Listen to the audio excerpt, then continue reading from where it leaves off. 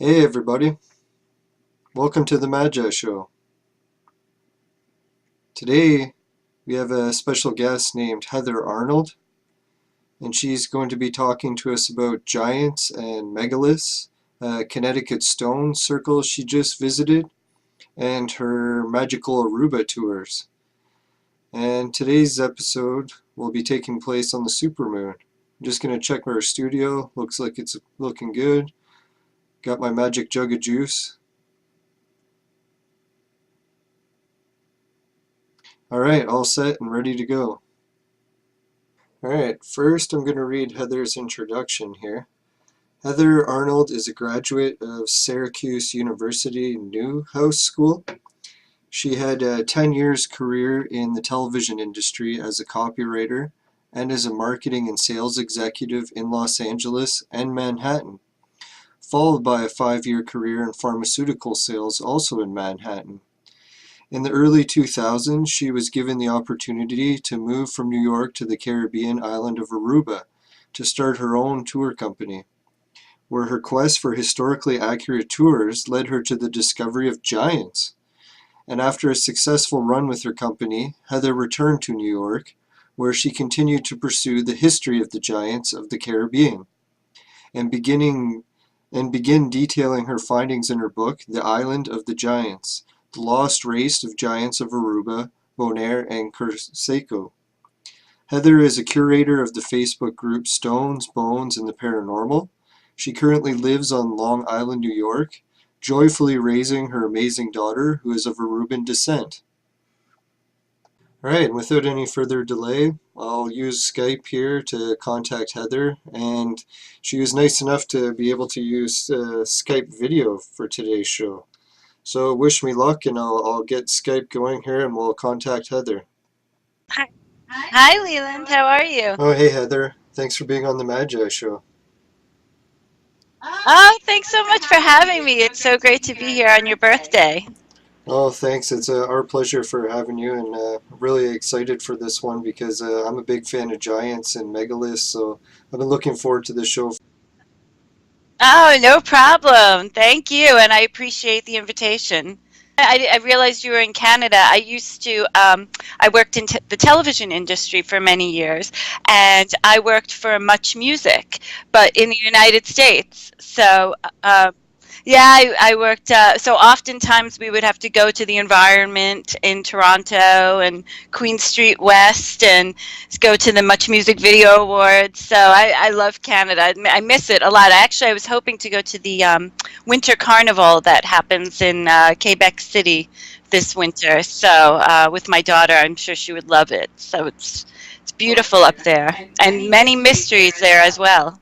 Oh, thanks. That's nice of you to say. Yeah, it's funny here in Canada, we got all these ancient mystery sites that no one's really talking about. Right. Just like the ones that you research in Aruba. Right. I think it's just a lack of awareness, quite frankly. All right, next I was thinking I'll put up the slides for everyone to see that you got ready for the show. Sure. All right, first, can you tell us about this site you just visited recently? Well, this is going to be, well, it will be again recently. This is actually the Winter Solstice Chamber. It's a megalithic chamber located in Putnam County, New York.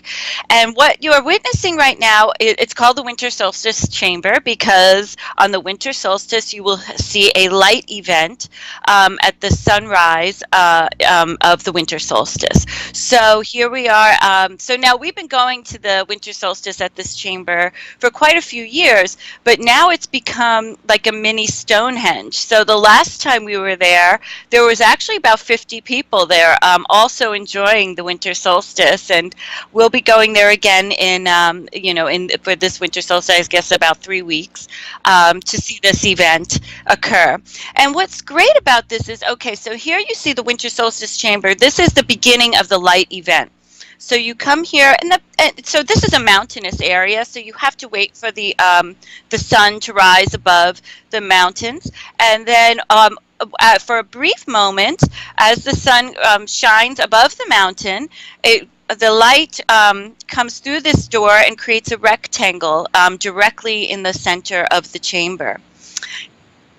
Exactly. And it's very brief, And as the moments tick on, this triangle slowly slides away, and actually, yeah, would slide that way and away, and it's gone.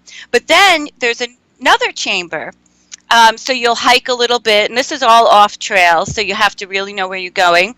And then the same light event occurs there maybe about 6:30, 6:40 a.m. And then you have to, this same light event occurs at that chamber, and then you have to hike a little further more, and then you'll see the last light event at the last chamber, and it will be the same rectangle light event that occurs. So we go there every winter solstice. Yeah, it's absolutely incredible. It's astounding to see, and everyone's there with their cameras and just oohing and eyeing, and it must have been such a sight when these were first built, probably maybe 2,000 years ago, if not more, to see this event occur and bear witness to it. It's just spectacular.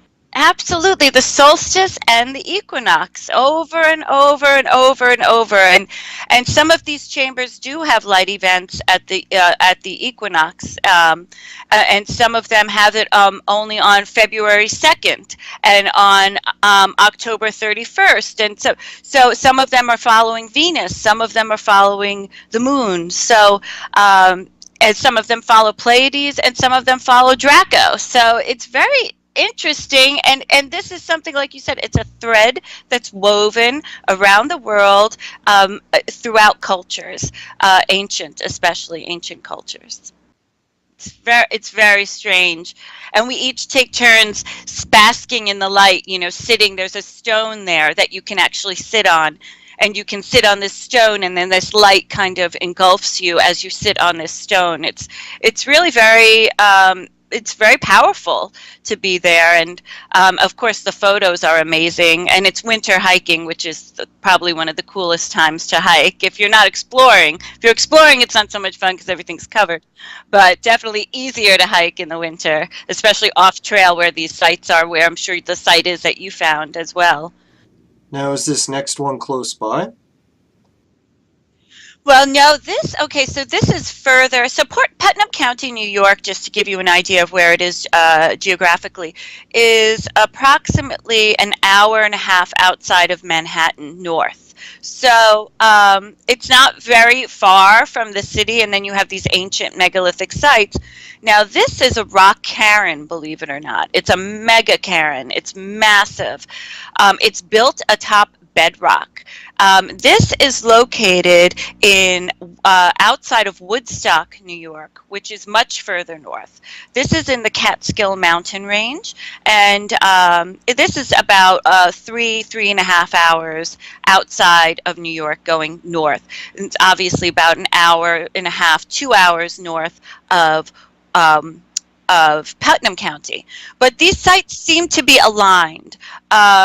Most of these sites are running northwest to southeast along specific lines, and these rock cairns, there was a cairn field, and each cairn was larger than the next. These are actually on the side of a mountain. They're very precariously perched, very difficult to get to.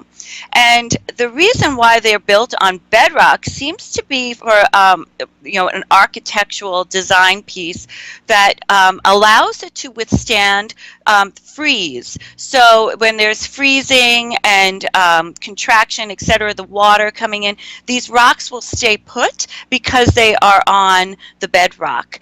And interestingly, I was just at Gunjiwap this past weekend in Connecticut, and I saw the same cairn construction there. So this is rather than, because I've seen beehive cairns, and I've seen cairns that are just laid upon the ground, especially out in the southwest where you're not going to really have this freezing problem. But here in the northeast, this is how I've seen cairns, on top of a massive slab of bedrock. And they all have different shapes, and they're all aligned differently, but generally each is pointing to the next. And so if you can sort out which direction the cairn stone is pointing, it's usually pointing to another site. Now, that site might not be visually, able to be perceived, but if you keep going in the direction of the pointing of this cairn or any of the cairns, it will usually lead you to another site. And I'm finding that more and more and more with these sites. So your site that you discovered, for sure, it's aligning with other sites. I find this not only here in New York and in the northeast of the United States, but also in Aruba, the same thing. You will see rock formations and petroglyphs, and if you follow where they're pointing, then you will see another site or petroglyph. Same in South Mountain in Phoenix, Arizona, the same thing. These Chaco Canyon, same thing. You'll see a site with rocks, and they're pointing in the direction of another site. So yeah, it's actually ingenious as well, too, because, without any sense of direction, you're able to determine where you are and how to get back to where you were. And it's, wonderful navigation tool as well. So they're not only indicating celestial events, they're also showing you other sites, particularly sites of stone that are, could be far, could be near from the site, and it's in the direction that it's pointing. It's actually brilliant, and it's amazing. Wow, that is something else. Even if you go on Google Earth and you try to map these sites, you can't see them on Google Earth. Sometimes the coordinates you have don't match up. It's very difficult. But to actually have a drone to map it out like you had, and you were able to make this amazing discovery using that technology, it's something that I think will be very useful moving forward with this type of research. Though this is very cool. This is what the site I just saw. This past weekend, I got to go to Gunjiwamp, which is located in southern Connecticut. This site is very cool. It's off trail, a little difficult to find. But again, if you're using the concept of one stone is pointing to the other, then you can find your way around pretty easily. It's in a small confined space in terms of usually some of these sites go on for miles, but this all seems to be happening within a 3-mile radius. So there are 3 chambers that occur around this stone circle. One has collapsed, and 2 are still standing. They are equal. Each is an equinox chamber. Excuse me. And so one of the chambers actually has a hole in the back of it where the sun comes through and illuminates a little chamber that's built into the main chamber, which is very unique in terms of chamber construction. I've never seen anything like it before. And this stone circle is the first of its kind that I've ever seen in the Northeast. No one has any idea who built it. Allegedly, the Native Americans, when they first met with the British and came across this site, they said they did not build this site, that the Native population that was in this area at the time were not stone builders. They did nothing with stone in terms of monuments. These stones are very, very, very old. There's so much lichen. It just would take thousands of years. I've asked a geologist. I showed him photos, and he said thousands and thousands of years to make this lichen grow like this. And some of the stones also appear curved, which is interesting because they're concave, but they don't show any tool marks, which is also strange. And then if you stand, and this is where again drone technology would work, if you stand a little high on a higher ground and look down at this circle, it almost looks like a turtle effigy. So it's very interesting. There's no evidence of fires being used there, no evidence of any type of milling. It wasn't a site that's very close to water, so it wouldn't make sense to use it in an industrial sense. And it's been there for a very long time, for great antiquity, and no one has any idea of its use, who built it, and the purpose of it. But it's a very powerful site. The energy at Gunjiwamp is palpable, and this site is filled with huge boulders, each perched on top of little boulders, pointing to the next boulder, and also standing stones, a whole row of standing stones that goes on for as long as the eye can see. So this was a very important site to the people who built it. It aligns very much with a lot of the other sites. For example, America's Stonehenge, it aligns with Balance Rock. Yes. So at America's Stonehenge in New Hampshire, which is also in North Salem, they have a huge map. I don't know if you've ever been there. And oh, it's amazing. That's another great, amazing, mysterious place. And it shows how America's Stonehenge aligns with all these different sites that we know of all across the Northeast, including up to Vermont. And I'm sure now if we now add into our research the discoveries you have made in Canada, I'm positive these were all connected in some way. The proximity is rather close, even though it doesn't seem it. And it seems that there was a lot of the same intention going into what they were doing with these stones and the stoneworks.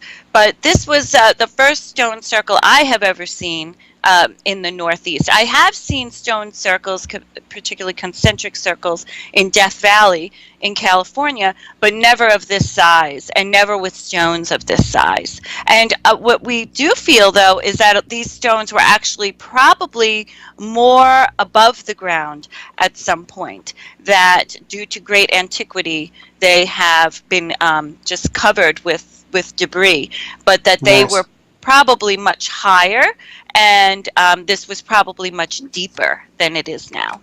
Okay. Yeah, I think I finally resolved the microphone issues. I'm just letting everyone in the chat know. Can everyone hear me now? Yeah, I think one of the settings appeared to be off, but I managed to correct it now. Good. Okay, great. Yeah, I was a little bit worried about that. Sorry, for the recording, I'll make sure to edit all that part back in. But everyone could hear you fine, so I guess I was just a little bit quiet. All right. Okay. That's good. Yeah, everyone in the chat is saying that they can hear us all now. So, yeah, thanks everyone for sticking with the show. Sorry about that.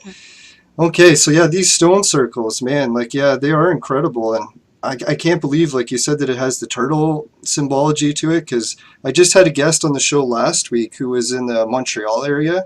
And maybe I should show you, see if I got his slide here. It's like, he managed to find a place in Montreal that had a similar stone shape. And it was like, had some turtle symbology. Yeah, I don't have it here handy, but it's the First Nations people also talk about North America as being like a giant turtle island. Right. Exactly. And then if you look at that from above, it's like almost the entire continent does take the shape of a turtle. So I'm not surprised really to see all these turtle shapes coming around. It's like, it's really incredible. Yeah, it is. I mean, and you see turtles even displayed in rocks, massive stone monuments, even in the Caribbean. So the turtle was definitely an important element to all of these ancient cultures. As a matter of fact, in Aruba, the giants were covered in giant sea turtle shells as part of their burial process, and it was only done for the elite. So there's you could write books and books and books just on turtle effigies and the meaning behind that. And you know, sadly, there isn't enough time on this planet for all the things I need to research. But that's definitely something I wish to delve into further. Yeah, maybe I should bring up the map to show. I was wondering, you were saying that the Aruba places, they also had gold, and it's like it always seems like gold seems to connect back to these places, right?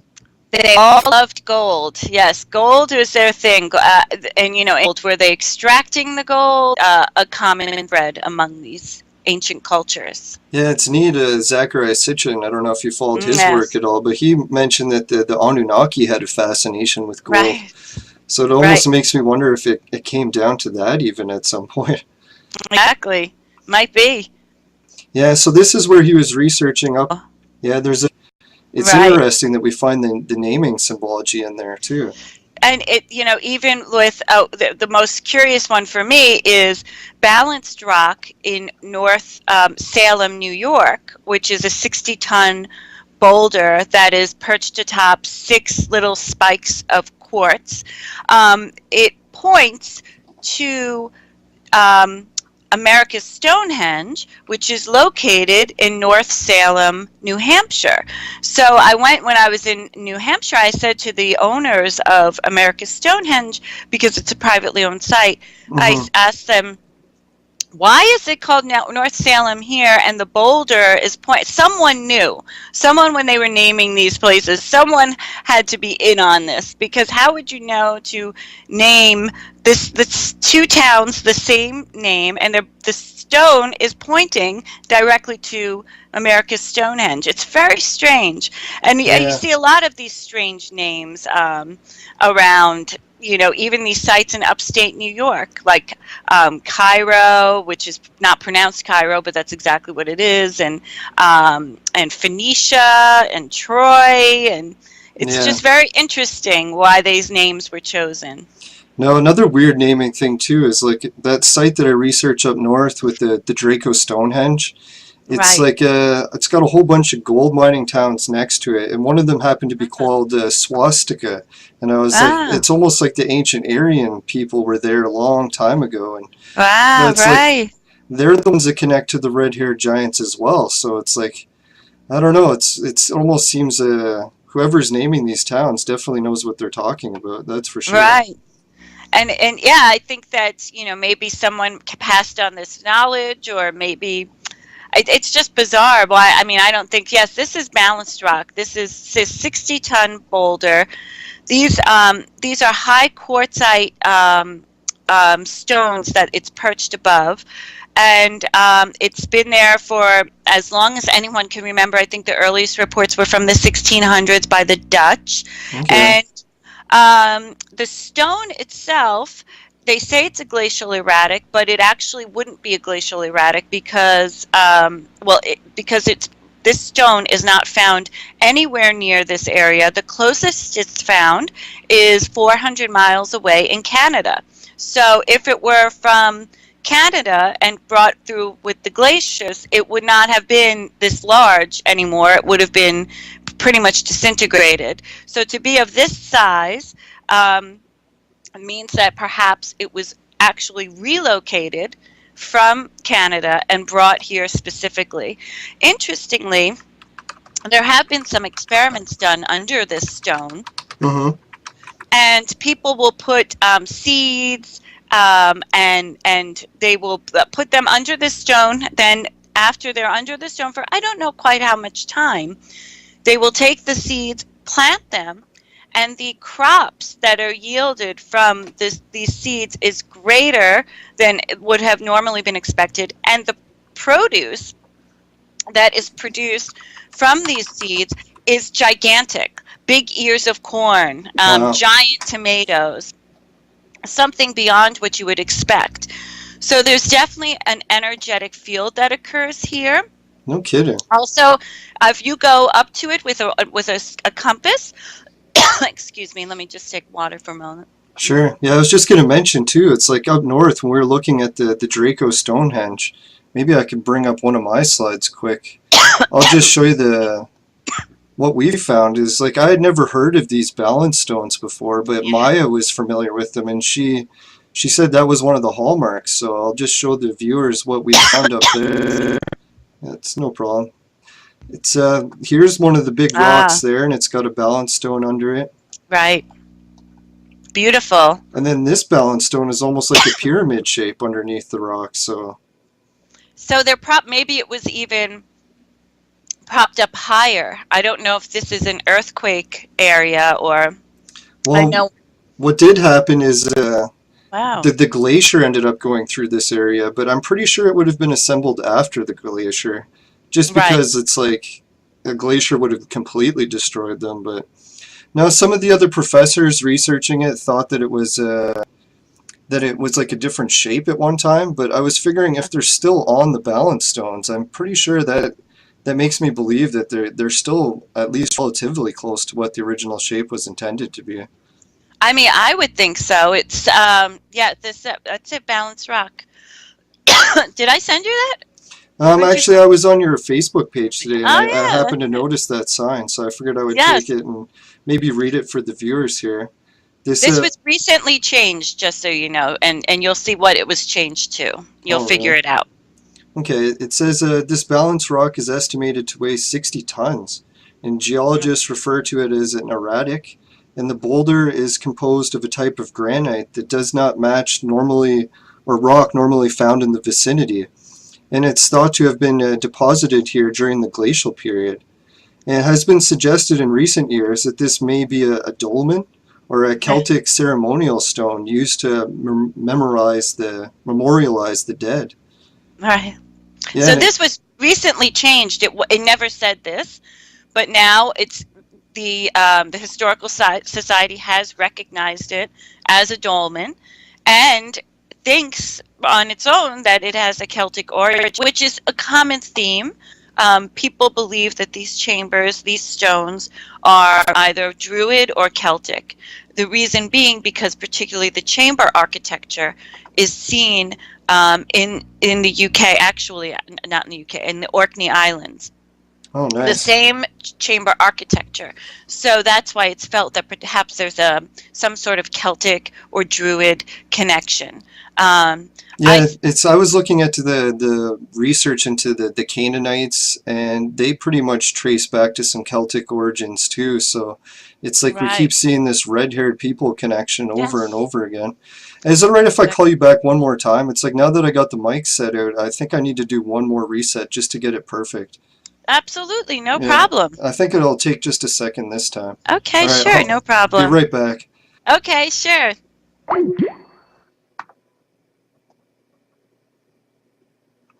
All right, everyone. Thanks for letting me know in the chat that our microphones are acting up a little bit. I'm going to try calling Heather back right now and see if this next call will correct the problem.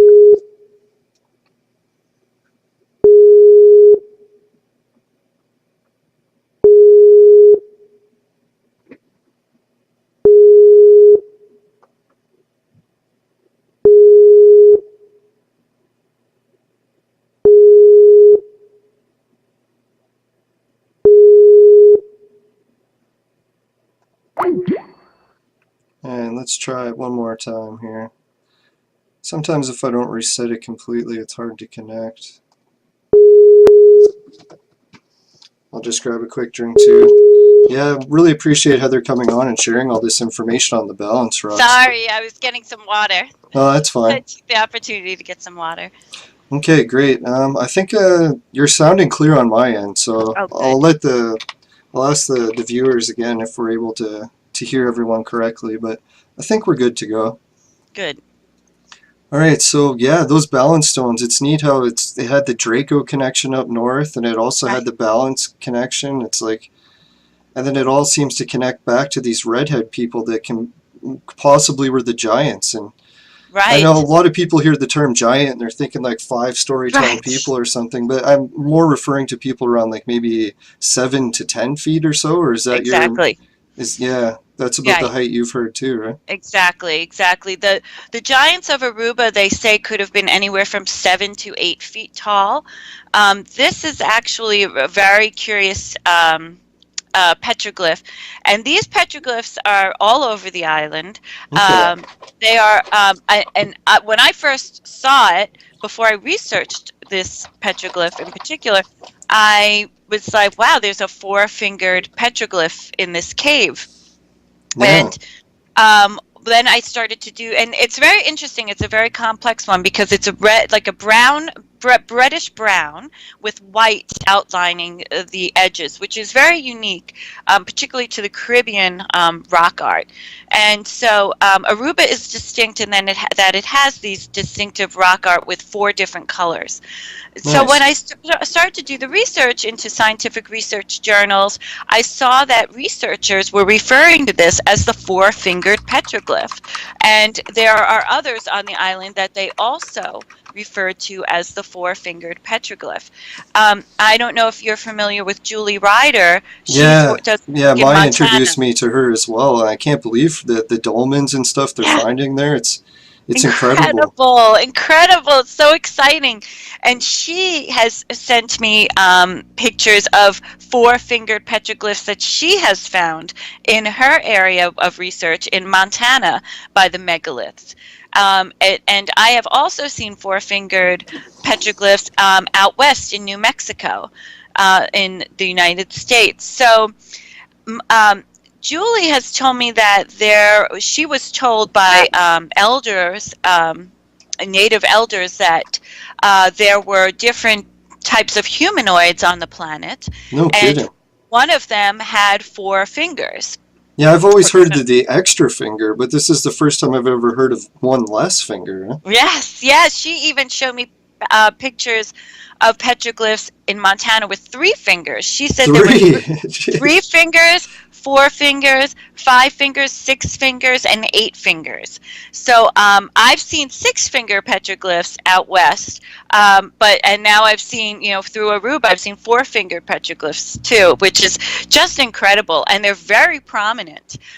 So it's not like, and they're always in like you would do with a hand. If you were putting your hand up on a rock wall and making a handprint, and they're all in this positioning, and to see archaeologists refer to them as 4-fingered petroglyphs, I felt pretty confident in doing so as well, because it was exactly what they look like when I saw the petroglyphs myself. Nice. Very strange and rather long, long spindly fingers, a little larger than what a human's hand would be, for example. Yeah, it's weird, the shape too. It's almost like they didn't have a thumb. You're like, man, that'd be really strange. Right. Yeah. What was the purpose? I don't know. Yeah, very strange. Very strange. And they were skinny fingers, Yeah, it's almost like the Greys or something that we've heard about in alien ufology stuff. Yes, exactly. It has an alien vibe to it. Wow. And if they are humanoid, I don't know what they would have looked like and what the rest of their body would have been like if this is just their hand. But it's a very bizarre petroglyph, and it's one of many on the island, actually. This little tiny island, and here are these strange things. Yeah. Oh, great, you were able to get this picture. So this is a very interesting site in Aruba.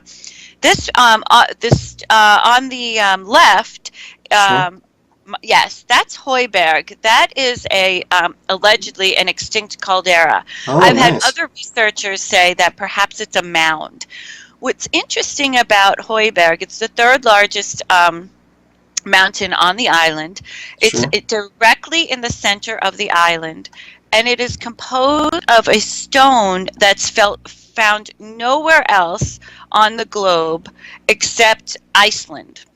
No kidding. It's called Heibergite. Yeah, it's very, very strange. Excuse me. So why is this stone, and it's only at this place, Heiberg, is this stone, and the stone is so rare it's called Heibergite. Heiberg actually means haystack in Dutch. Wow. So, yeah, it's like there's that Norse connection again, too. And that site up north that I've been researching, the Draco Stonehenge, it's surrounded by dormant super calderas, too. So. Oh, really? Interesting. Yeah, it's weird. It's like there's a synchronicity almost on every occasion when it comes to this. Very strange. And so, to mirror this, they say, excuse me, scientists say, there's this mound, so if you pan over... Sure. Excuse me. Yeah, if you want, we can take a break and play your video clip for a bit if you need to take a break for a drink of water. Or... I'm just getting over a cold, so... Oh, okay. My apologies. No, it's no problem. Mound... Oh, this one here. Right, exactly. This is called Kasabari Rock Formation. And, excuse me, it's comprised of these massive tonalite stones that creates this giant mound. It directly mirrors Heiberg. Now, what's interesting about this site is there are many different... It looks like a cataclysmic event occurred here. There are stones strewn all over the place. There's a lot of stones that appear to be carved, faces, chairs. There are some petroglyphs. Okay. And maybe is it possible just to move your mic a little bit further away, too? I think sure. I'm getting a little bit of a rasp sound. I'm Yeah, sorry. but no, this is one of the coolest rock formations I think I've ever Very seen. And this is like right in Aruba. It's like, who would have thought?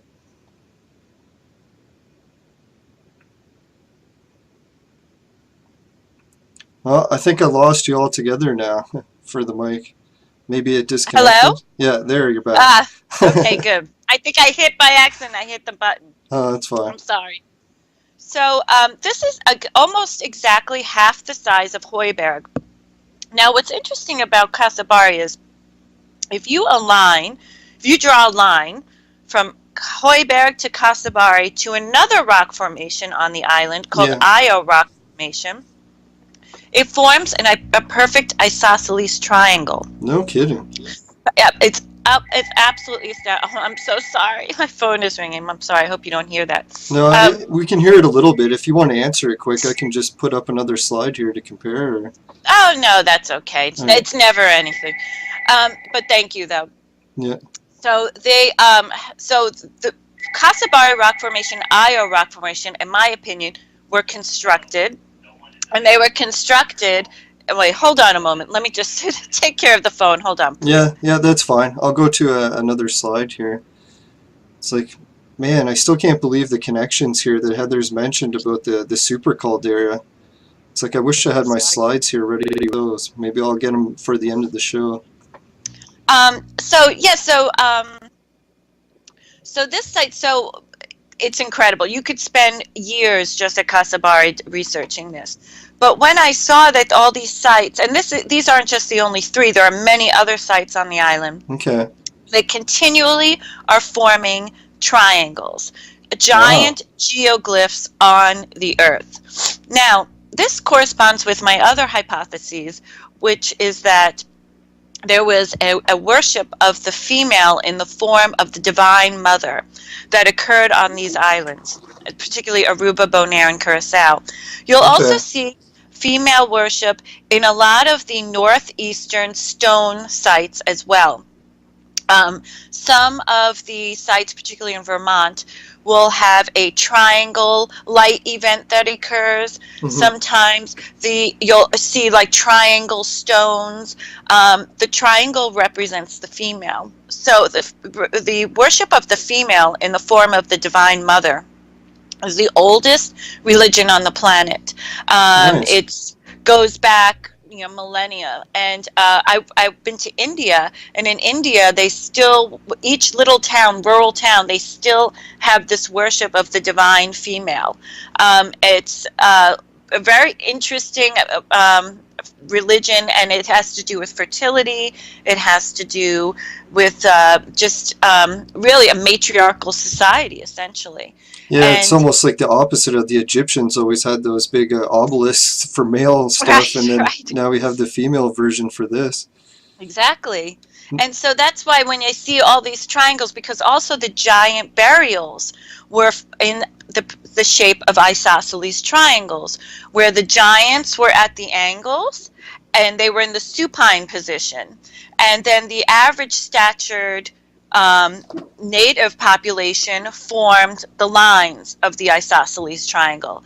And the isosceles triangle burial occurs multiple times in just one single cemetery, ancient cemetery alone in Aruba. So there was definitely this worship of the female, and there are consistent components that lead me to believe this was perhaps a matriarchal society who definitely revered the female in the form of a pregnant female. Wow. So and repeatedly you'll also see this occur. So you'll see a natural formation, and then you'll see the ancients built a man-made formation to mirror the natural one or to create some sort of a geoglyph on the land. And then they'll repeatedly do this with any sacred sites, natural, and then they'll make their own to create these shapes, maybe to magnify power energies. Aruba is part of a massive amount of ley lines that intersect it. The Bermuda Triangle is not far from here. So it's very interesting what exactly was going on. I mean, this was an enormous feat to build that mound. why would you have to, why, what was the real purpose? What was the mega importance to do it? It's just really beyond me. It's always baffling, because when you see the site up close and personal, you just can't imagine the amount of effort that went into it. Yeah, it's neat too how you mentioned how it's like a natural formation in the rock that the ancients were able to incorporate. When I was looking at the offering table research, like everything that ancients really didn't have to do much to change it to that. Oh, interesting. There's an offering table at America's Stonehenge with the same symbolism, the same thing. No kidding. That square, and then it goes down, and then there's that drain. They call it the sacrificial altar. Yeah. The same thing. One cool part too is like the Draco Stonehenge is next to the offering table, so I compared what the Stonehenge in England used to look like with the computer rendering. Wow, right. And it's the same shape as well. Very, very interesting. Wow, very cool. Yeah, wow. I just managed to release that blog a couple days ago, so if anyone wants to check it out. And there was one other cool part too, I guess I should mention, is that there was a shaman in the shape, like the lake shore is in the shape of a shaman from the Olmec period, carrying one of those Anunnaki magic bags or whatever. So it's almost another case of what you mentioned before, how nature has this way of like putting these symbolisms right into the planet itself. Almost like if the creator is like giving us clues to the mystery. And then for them to be recognized by the ancient people, that they knew that this site was very important, and then to latch onto it with these other man-made sites, it's just absolutely incredible. And especially like what you saw, they could only see that from above. How did they get up there, to see that shape of the shaman in the waterway? Yeah, I don't even think too many people have noticed it yet. Like, I've been looking at these areas on Google quite a bit, and I've been pointing it out to people, but I'm not sure if pilots or anyone even has noticed it yet. Yeah, see, people are, these things are in plain sight. They're all hiding in plain sight. And Julie Ryder's the one who does a lot of research that too, how like different rock formations are in the shape of things that people just don't notice before, right? Absolutely, exactly. And once you start to train your eye to see those things, you'll begin to see them more and more and more and more, and realize, well, this doesn't even look natural at all. It looks like a face. It looks like a bird. It looks like a woman. And you can go on. And I think there were a lot of stones that were actually carved that we've been writing off as just anomalies all these years, simply because they don't fit, into whatever story is being tried to be spoon-fed to us. That's what happens a lot in history. If it doesn't fit, then it just goes away. It's lied about, it's discredited, and it's hidden, and you'll never hear about it again. Yeah. I guess the next slide that I brought up here is one of the pre-Columbian skeletons from, how do you say that place? Bonaire? That's Bonaire, yes. Yeah, So all three of the islands have remnants of these giants, and they have these are the same populations of beings. Now, this was found in 1980 during the construction of a bus stop in Bonaire. Wow. And the skeleton was found pretty intact. It was one of the most intact pre-Columbian skeletons to date that were found on the island. So the skull, you can't really tell by these photos because they're all black and white actually, but the skull is elongated. Yeah. And the femur of this particular skeleton was found to put this skeleton, this being, at about 7 to 8 feet tall. So this is one of the largest pre-Columbian skeletons found to date in the islands. So if I had to guess his hair color, I bet you it was red too. Well, see, now we're getting into the crazy part. So when I met with the head of archaeology at the Archaeology Museum in Aruba, he told me specifically the giants were a different race of people. They had light skin and light hair. And so interestingly, in the burial process of the pre-ceramic Indians, their skulls, only of the giants, not of the normal statured beings, but only of the giants, their heads were colored in locally sourced manganese. that when they were buried, it would seep through and dye their skulls, and due to the humidity and the sand would turn their skulls red. So it was very interesting to me because I immediately thought to myself, is this a connection to these red-haired giants, why they would color their skulls red? It was very strange. So yes, I mean, definitely they were light-skinned. They had larger eyes. Their eye sockets were much larger, lower. But where the head meets the neck is in a different position than our heads. The reason is because if you have an elongated skull such as this, there's going to be different weight, right? Weight, in this case, the weight is back and up.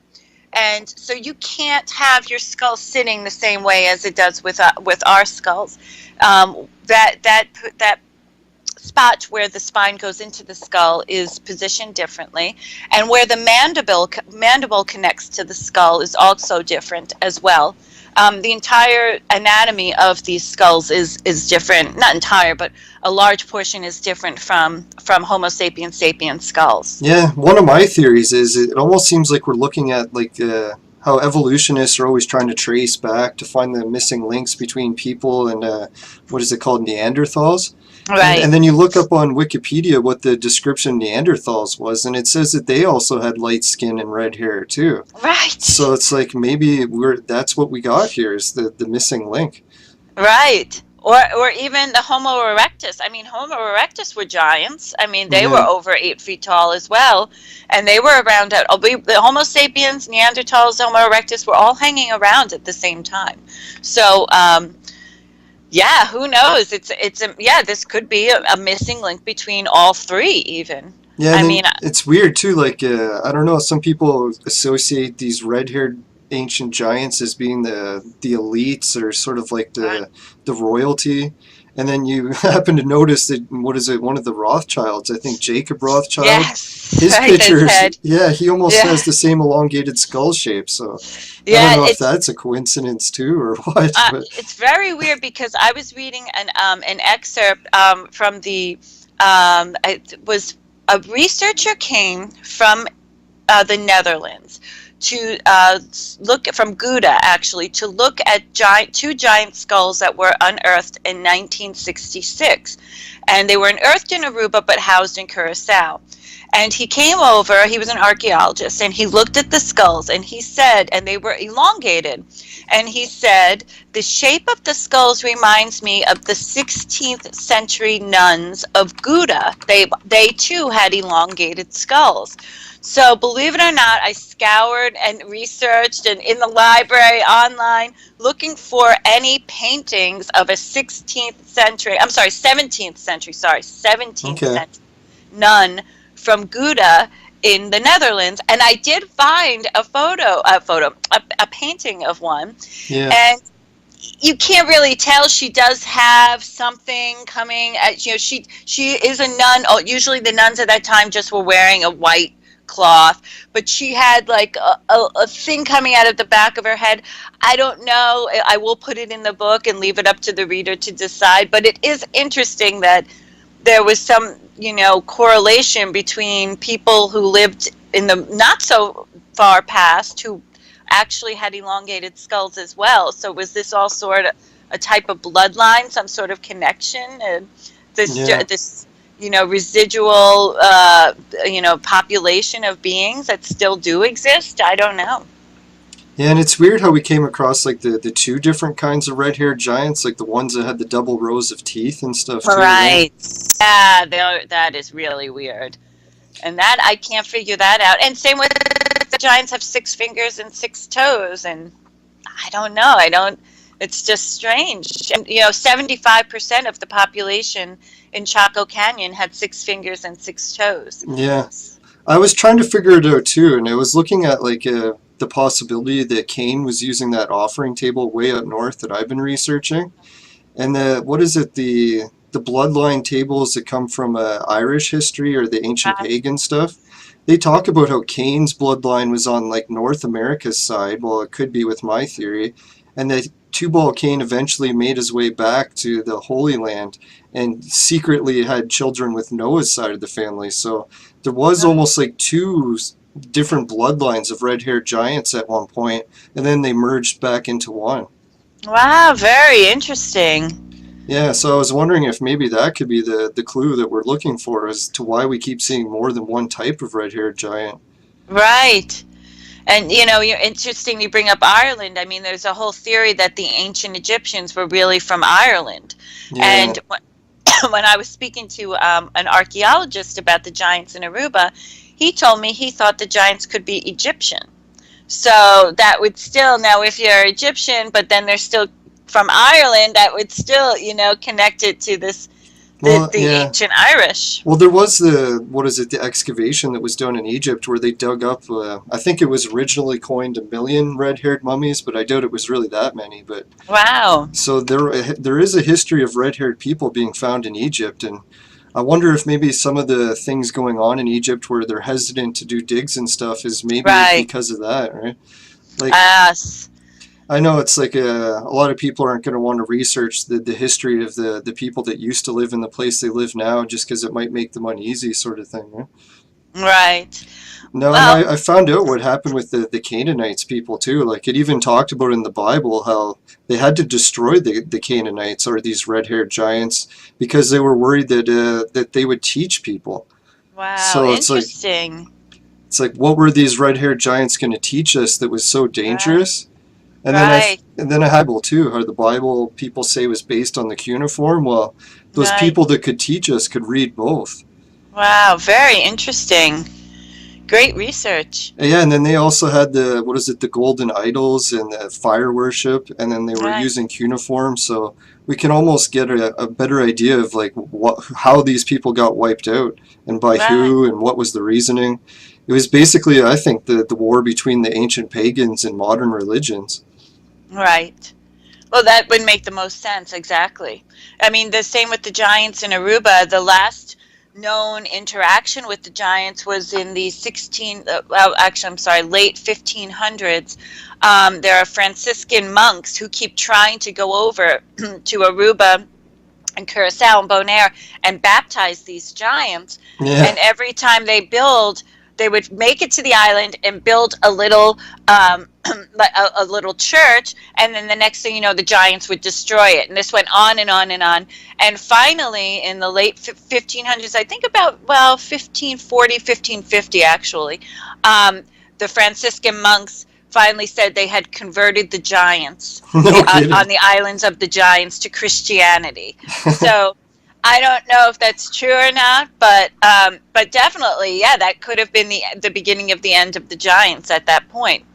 But still, in 2003, there were several researchers who did DNA analysis of the mitochondrial DNA of the population of Aruba, and they determined that 75% of the population still maintained a form of DNA that was not identifiable with any DNA currently or any in the past that they had known of, and their conclusion was that the DNA that they had was this ancient DNA from the pre-ceramic Indians, which would be the giants.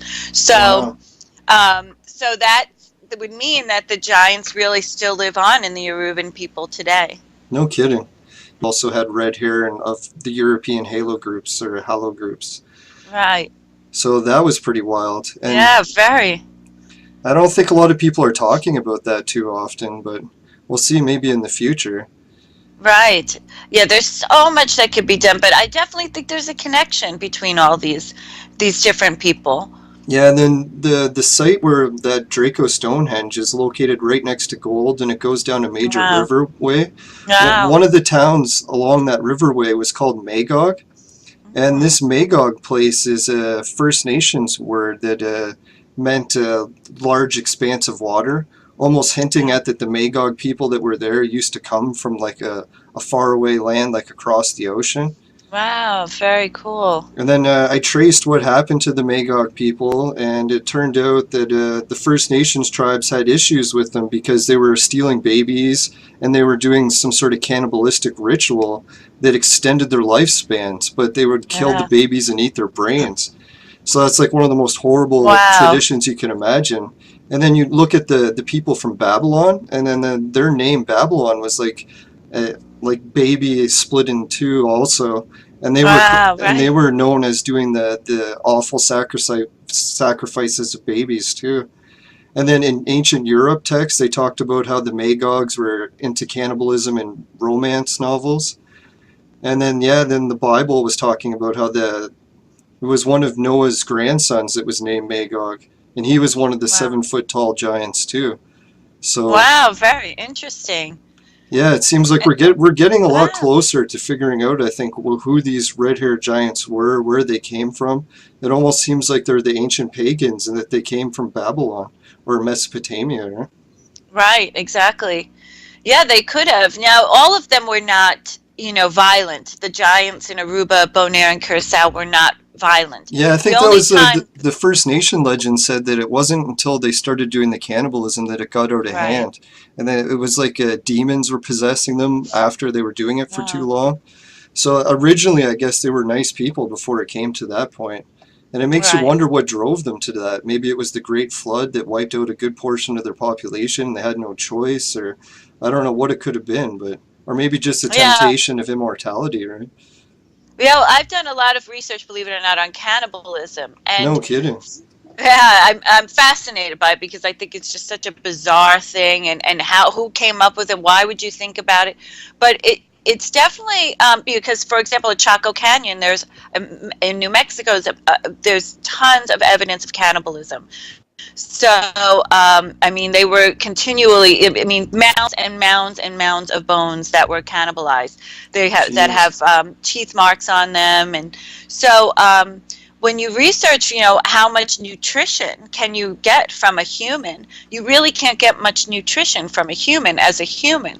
Yeah. So the reason why they were eating the other humans definitely could not have been for nutrition, unless they were starving like those guys in the Andes, and they had to eat Yeah. each other, or the If it came to Donner no choice. Party, or right. But this was not the case. So I think definitely there was some sort of spiritual, esoteric component to cannibalism that I still haven't grasped yet, but I don't think at all it was for nutrition. It was definitely something more sinister, or or esoteric.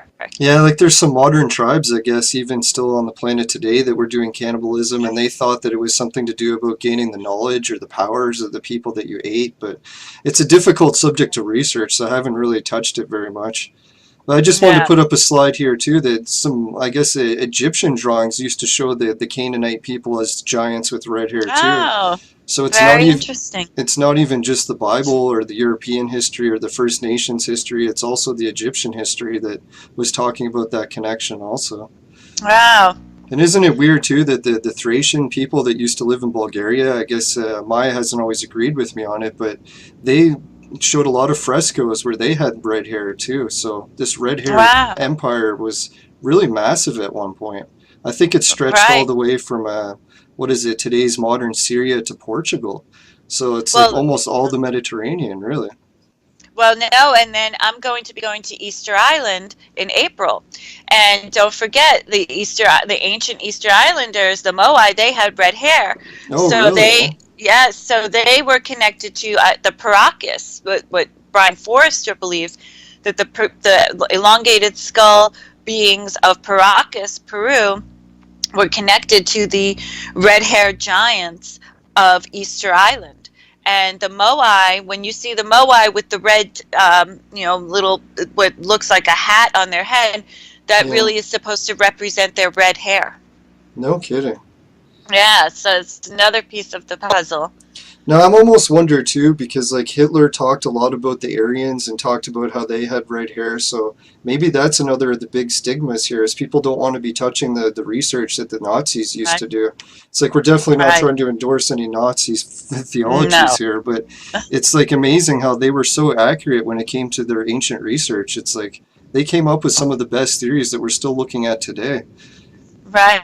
Yeah, well, they put a lot of resources to, coming up with, the true history of humankind. But, Yeah, I just think it's fascinating that the red hair and the giants keep coming up, and that they were light skinned and light hair, light eyes. They Yeah. definitely all seem to correlate in some way, for sure. No, it's And, amazing. It's like all the puzzle pieces to this mystery are finally starting to come together. It almost seems like any day now we're going to have it in the history books as solved. Like your book is probably going to play a big part in that, I'm assuming, right? I hope so. I hope so. I want it to be something as a resource, something that people will continually go to who research the giants moving forward. Yeah. And I hope that it is. Yeah, this rock here in the one picture, it almost looks like a giant skull too, huh? Yes, we call it monkey rock, but Yeah. there are no monkeys on the island. So this is at Io Rock Formation, which is very enigmatic. I believe there is I was there for the equinox, the autumn equinox. There was an equinox aligned to another balanced stone. Rising sun hit directly under this balanced rock, which is often the case if there's going to be an equinox light event at a balanced stone or a dolmen. And there's also, as I believe, and I will be researching that this summer, a setting summer solstice sun alignment at this place too, called Io Rock Formation. So here at Io, there are a lot of strange rocks with these shapes. Yeah, the Draco Stonehenge up north, it had a face in the rock too. Maya was commenting how it looked like it was smiling back at you. So it was... Wow. Yeah, and this is interesting. So this is a perfect example of the worship of the female in the form of the Divine Mother. So so what the ancients would do was they would take a stone that looked like it was pregnant, like a pregnant woman, and it was never a stone that they worked on or anything like this. They took the stone as it was, but it had the shape of perhaps a pregnant woman. And then they would put these cupules in the stone, and the cupule represents the female. So this is a perfect example of what I believe was once standing, I believe, on the stone that's to the left of it, under like the head part. I think it was at one point positioned on top of that stone and balanced there, because this same type of stone and carving is found on the other two islands as well, also outside of caves, with petroglyphs and other cupules. So there's a connection. So this to me was the beginning of me realizing when I saw the cupule, and then I realized, the stone looks like a pregnant woman. Then I realized, that's when I went on my hypotheses that this was the worship of the female. And cupules and this particular type of design of the stone and it's pregnant, this is found all over the world.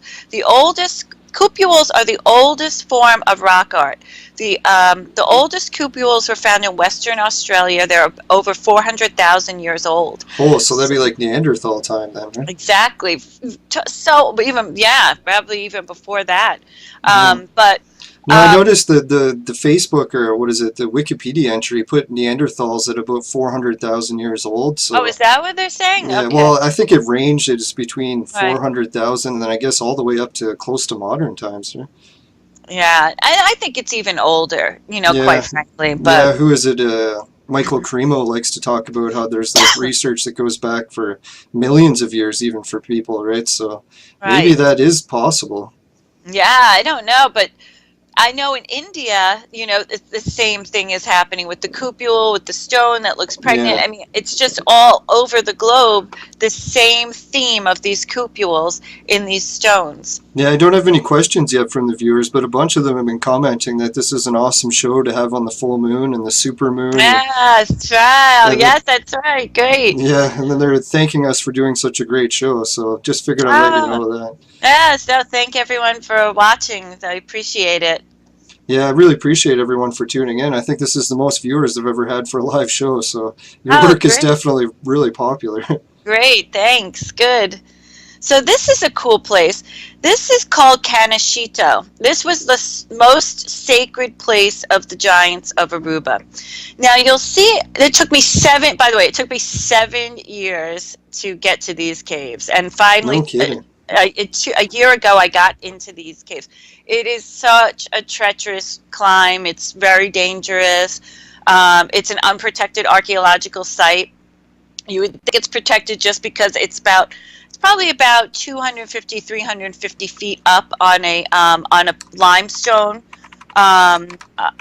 cliff.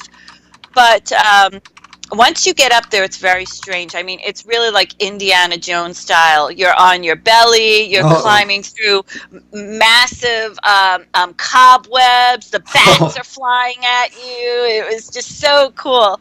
And that happened to me on one trip where I was crawling through a cave, and once we got to a small opening, we turned on the flashlights to see what the walls looked like, and they were just covered in spider webs and spiders everywhere. So I was like, I'm just getting out of this cave as quick as I possibly can.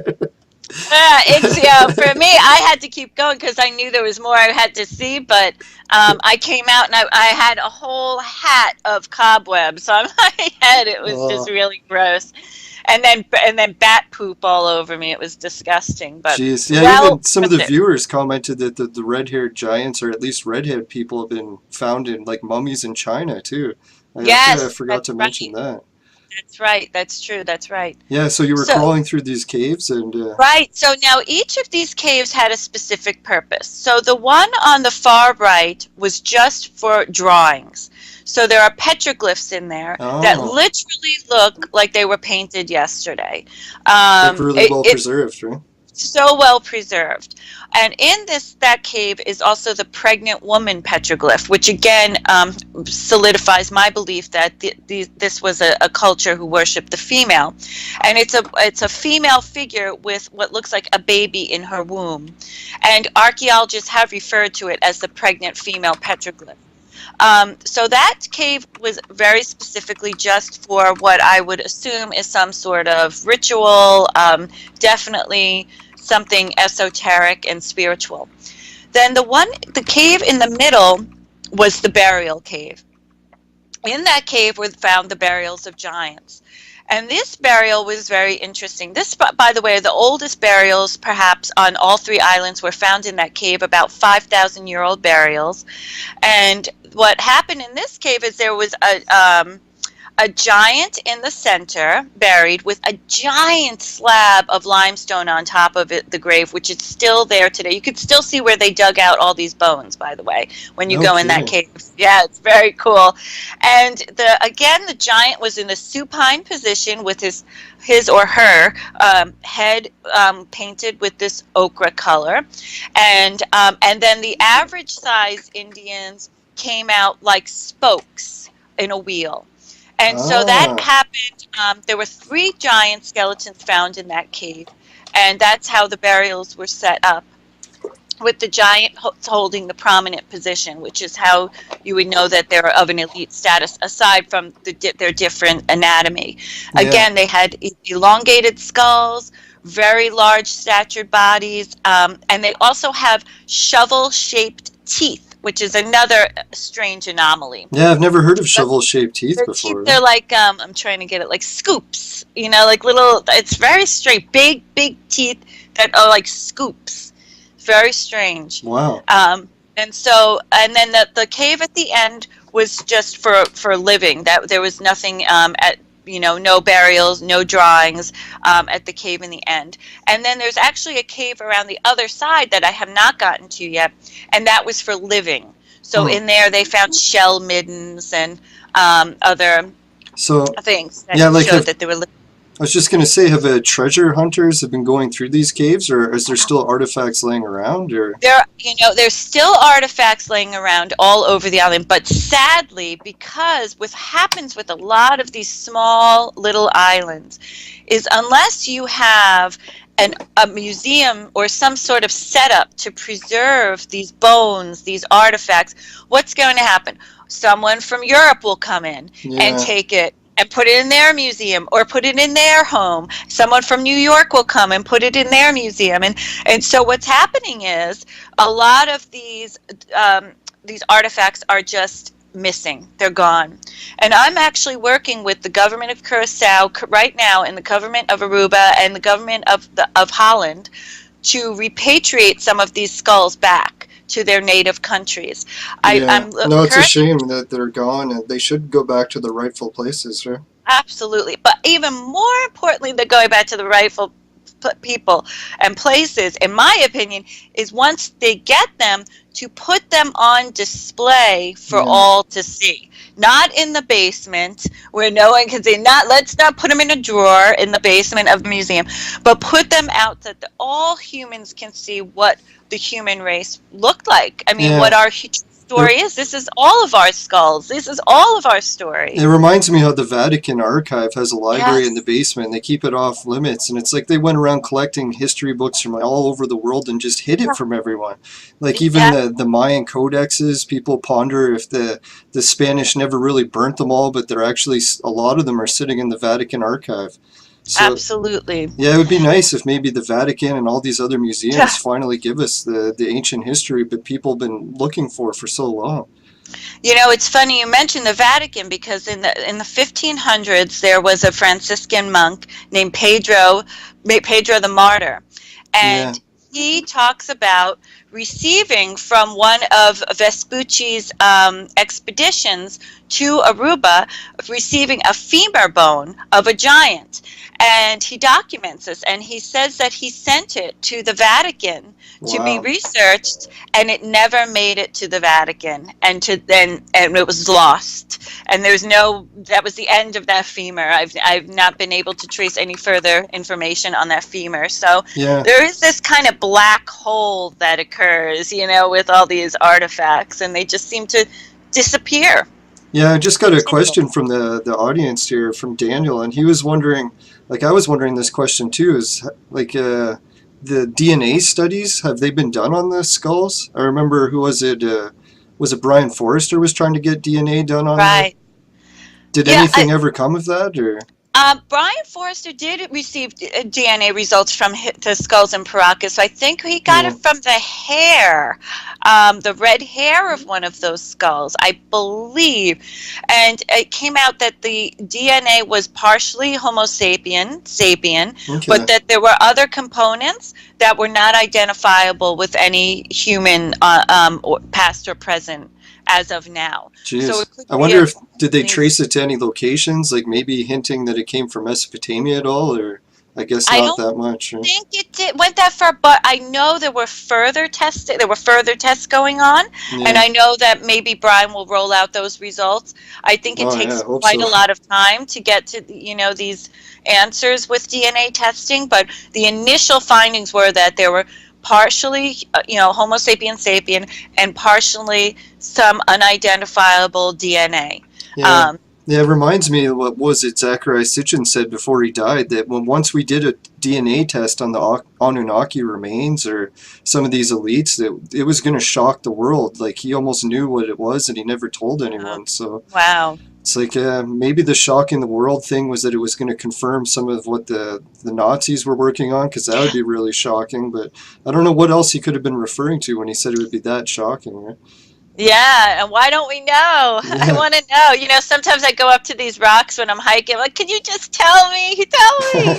I want to know. Just tell me. It's so frustrating, but it adds to the mystery of life. That's why I always say, I don't know why people watch television when the world is so many mysteries that need to be solved. We don't even Yeah. have all the time in a lifetime to solve them all. It's just amazing. We're No, very people, lucky. yeah, people seem to like want to watch TV because they're looking for something strange. And I always say, it's Yeah, like, how does the saying go? It's like truth is stranger than fiction. It's like all this exactly. stuff we have about giants and like red-haired people that were all worldwide is even more wild than anything you'll find on TV, right? So Absolutely. That's what I keep saying to people. I said an hour outside of Manhattan, there are megalithic sites that could be as old as 4,000 years. I mean, where are you going to experience it, live it, don't watch it.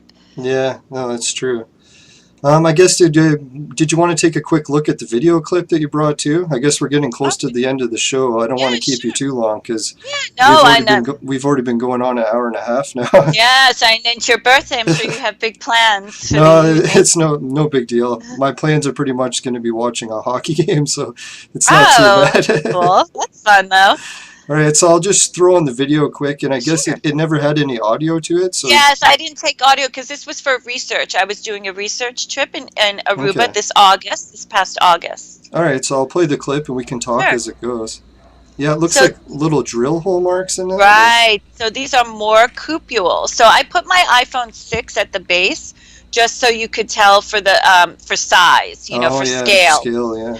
So I use the iPhone because it's easier to tell. People know what an iPhone is. So these are all these holes that are in these stones, and they're in patterns. Sometimes these patterns represent constellations.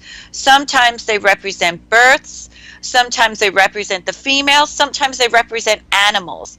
I think in this case, I don't know. I have to do tons more research at that site, but it was astounding to me to see all these cupules on these two massive stones. Now, that was my first time discovering those two. My trip before that, I had discovered another cupule site not far from that one.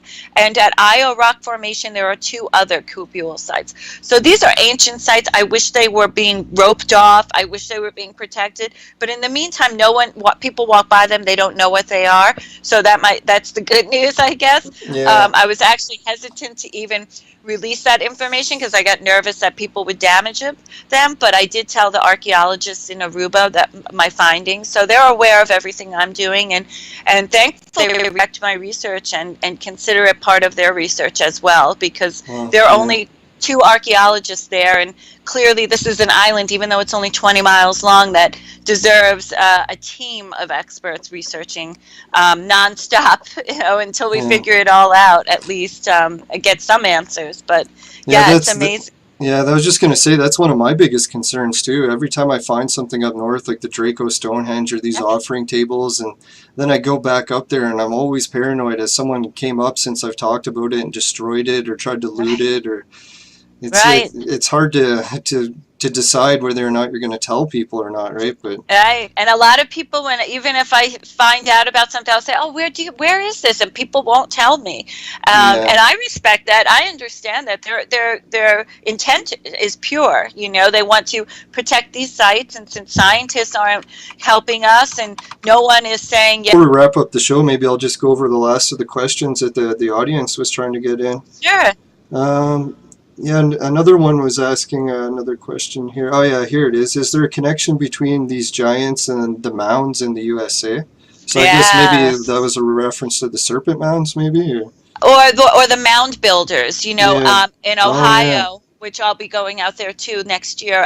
The mound builders, the Hopewell and the Adena, they say, are the ones who built these massive mounds, and allegedly within these mounds have been found giant burials of giant Wow. skeletons. And interestingly, of President Abraham Lincoln, one of his speeches, he spoke of that, of the mound builders and of the giants, and that he had witnessed the mound builders and seen the work of the giants. And allegedly inside one of these mounds, he wrote his name on the wall of one of these mounds, which is quite interesting. No But kidding. yeah, so he actually, he's our worst, nightmare. He actually, defaced one of Oh these yeah, sites. that's right. That's not a Yeah, good thing to be doing. yeah, exactly. But so yes, so the giants and the mounds are intricately involved. They actually, within the mounds, they found a lot of pipes. They were very into psychedelics.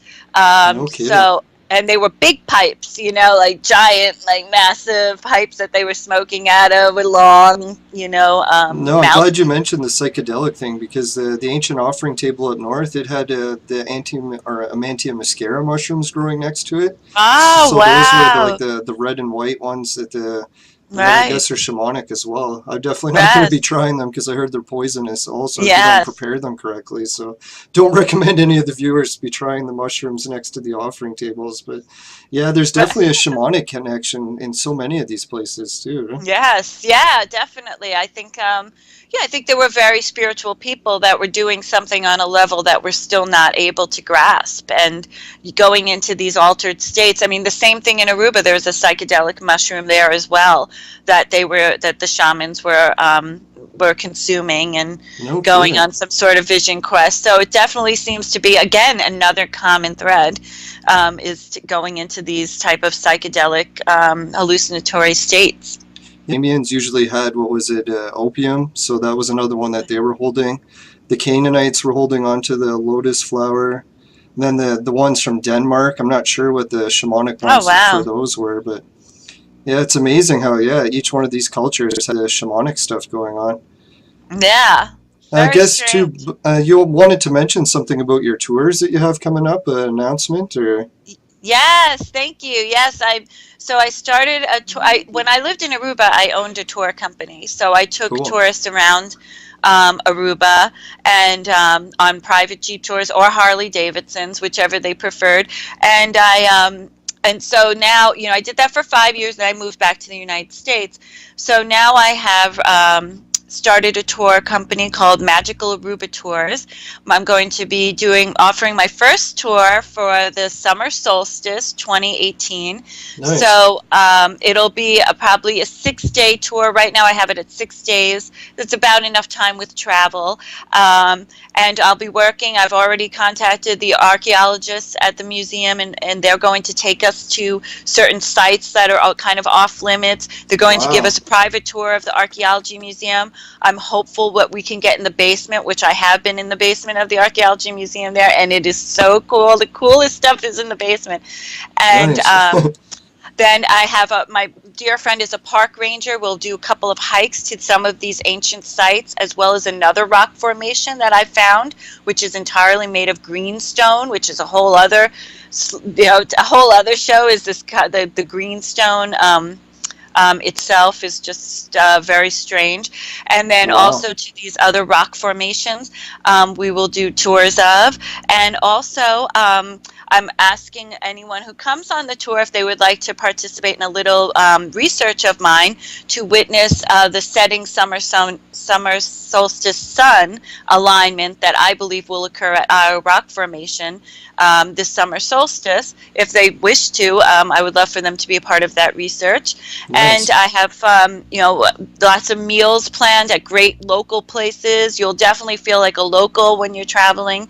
And Cool. it's a great opportunity with a lot of beach time fit in, a lot of margarita time, a lot of, a really fun trip, a small group. I'd like for like 8 to 10 people at first, Yeah. just to see how it goes, and then of course expand from there. And I'll be putting details on my Facebook page, Magical Aruba Tours, moving forward. Cool. And the reason why I wanted to announce this now, and thank you so much, Leland, for giving me this opportunity to do it. Oh, you're welcome. Because, as we know, 75% of the Caribbean has been decimated by back-to-back Category 5 hurricanes. Oh, yeah. So this has created a situation where, there aren't a lot of islands to go to. And Aruba, Bonaire, and Curacao are outside the hurricane belt. So they are protected and they are intact. So I'm just asking people, if you're interested, start looking into the airfare now to get to Aruba, because that will not be included in the tour price, because they're going to, I already bought my tickets already, because I know they're going to start jacking up the prices because, Yeah. Once it gets fixed up a bit, then people are going to be demanding to go, right? Right. Well, there's nowhere else to really go, so they figure, they know that they can only go to Aruba, Bonaire, Curacao, Jamaica, couple the Bahamas. There aren't a lot of other islands to go to anymore, sadly, until, like you said, until they're all fixed up. So if people are interested, just start looking at the airfare now and getting an idea. And as I said, I'll be posting more on my Facebook page, and I'm about Cool. to launch my website as well, and then the bookings will go through the website. So Nice. thank you so much for letting me announce that. And I'm excited because it'll be a great opportunity to show people the archaeology and history of this small island nation that you would never think has this immense, rich culture and history of the ancient past. Wow.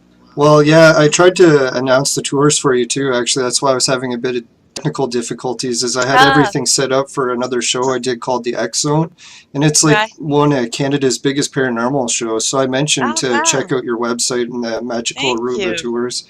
So hopefully a lot of people are going to hear that on the radio for all of today, and maybe in the archives too if they want to check out the X Zone show. I appreciate it. Thank you, Leland. Thank you very much. Yeah, and at the end of the show too, I'm just going to reread all of your introduction and your book title just to make sure that when I edit it later and give you a copy, everything will be back in one piece in case the sound didn't turn out. I think we got all the sound except for maybe the first 15 minutes of the show. Everyone could just hear you, so I'll have to I'll correct that for you. And I really appreciate you coming on the show. It really means a lot to me. Like this giant research is like so tied into the stuff I've been doing up north and the Draco Stonehenge and everything. And it's like I can't thank Maya enough for introducing the two of us. Like, yeah, and if you ever need someone with a quadcopter drone to help do some footage, like I don't know if I can afford to make it to Aruba, but maybe one of these days I'll be able to. Well, even down to the chambers, down in New York State, that's not far, and maybe winter solstice, or actually even, next year when hiking season starts up again in the fall, and you could see these sites better, you can make a trip and take the drone over, because they, like I said, some of those sites are also in the shape of Draco as well. No kidding. Yeah. No, the quadcopter I got's actually pretty nice. It's a little bit on the smaller side, and it doesn't make a lot of noise, so it doesn't disturb the animals as bad too. So, right. Yeah, so it's not like the big drones that people are going to be concerned about, I think. Right. Yeah, that's overkill for these sites. I think just a average sized drone would be perfect for this. So yeah, let me know, and I would love to host you down here in New York and show you the megaliths here as well. Okay, yeah, that'd be awesome. Really appreciate the invitation. Anytime you want to come back on the show and talk, you're more than welcome. I'll change my whole schedule to make sure we can fit it in. Great. I appreciate it. Thank you so much. Yeah. This has been fun. And is there anything else you wanted to mention, I guess, before you go, or just your book title, I guess? Yes, so my book will be coming out next year. That I have to do it. I'm done. I have to get this book out. It's like birthing a baby. It's going to be called, it's called The Islands of the Giants, The Lost Race of Giants of Aruba, Bonaire, and Curacao. And the Islands of the Giants was the original name of Aruba, Bonaire, and Curacao. It was on maps as the Islands of the Giants. No kidding. That's why I'm calling the book The Islands of the Giants. So, and in there I'll have photographs of giant skeletons and giant skulls with elongated skulls, and a lot of interesting stuff that I'm not going to share until the book comes out. But I will be sharing excerpts of my book on my other Facebook page, The Islands of the Giants, as well, so that people can get an idea of what the book is about, and just start educating people on the giants of those countries, of those islands. So how many websites was it? It was the Magical Aruba Tours, and then the Giants one, and then there was the... Yeah, and the Giants, right? And then the Stones Paranormal group. And then my Facebook group, Stones, Bones, and the Paranormal. Oh, yeah, that's it. So... that's for all, research from all over the globe, exactly the type of stuff we're talking about. I've had so many great members contributing amazing information. I've learned so much from that group. And it's just great. Leland, I shared your blog about, your Stonehenge that you discovered. Oh, thanks. Yeah. Maya helped me out with that a lot, and I really appreciate you sharing it. It was really the exploration of a lifetime, I thought, really. I don't know if I'm ever going to be able to top that. Yeah, no, isn't it great? All you need is really one, but you'll find more. Don't worry. Because they'll find you. That's true. Sometimes you don't have a choice, but... Yeah, so, and then also I just wanted to tell everyone, my personal Facebook page, Heather L. Arnold, I'm almost at 5,000 people. So Yeah, I I noticed that. also have another page, Heather L. Arnold, that I mirror my Oh, posts okay. on. So if anyone can't follow me on my one page, they can follow me on the other page. I don't know why Facebook does that. It's so frustrating, but Yeah, it's oh weird that well. 5,000 person limit. I notice everyone who has popular research is always hovering around the 4,900 mark or something Yeah, because you and have then they to. stop you from adding more even before you get to 5,000. I don't know why. So, Hmm. so I do have two pages. So, and as I said, I mirror the information on both. So, Okay, cool. Yeah, so I'll make sure to add all those websites to the show description and I'll edit everything so that I can fix up the audio mistakes at the oh, beginning. good. I really appreciate you sticking with it because I had to call you back a few times there and that was really nice of you. No, no problem. This was fun. I loved it. Thank you so much. Okay, thanks and have a good weekend, I guess, too. Thank you. You too, and happy birthday. Have Oh, a fun time tonight. oh, Enjoy. thanks. Take care. You're See welcome. you You later. too. Bye, Leland. Thank you so much. Bye. Thanks, everybody. Bye. Good night. All right, that was Heather and talking about Megaliths, Giants, and so I'd just like to thank everyone for sticking with me for the show and getting through a little bit of those technical difficulties. It really means a lot to me, and yeah, thanks for all the viewers, Daniel, Rosanna, and Curtis, and a few other people that were here before. Sorry if I didn't mention anyone, but I kind of got to wrap up the show. It's getting a little bit on late. Oh, Omira was also in the show. Yeah, I really appreciate her for watching. All the awesome comments. It was really incredible. It's like, I wouldn't rather be doing anything else for my birthday. I really mean it. I appreciate you guys. And if you can share the show, it really helps. I've got a new Twitter page, Leland Judson at Twitter, if people want to help use that and share it. I've been having some issues too, like Heather mentioned about Facebook, and they're just blocking me from sharing stuff and not adding friends, and I'm not sure exactly why, but yeah, so if anyone can help share it, it'll make a big difference, because if I can't share and no one else is helping, it's like, it's going to be hard to get the word out there, so every share really counts. I really appreciate it, and if you could recommend the show, and make sure to check out all Heather's websites. I'm going to have the page updated with that, so right, I appreciate it, and have a good night, everyone, and make sure to take care in this full moon. Maybe that was why we're having a little bit of show technical difficulties, because of the supermoon. I'll blame it on that. All right, good night, everyone. Take care. The Magi Show was brought to you by the Milky Way.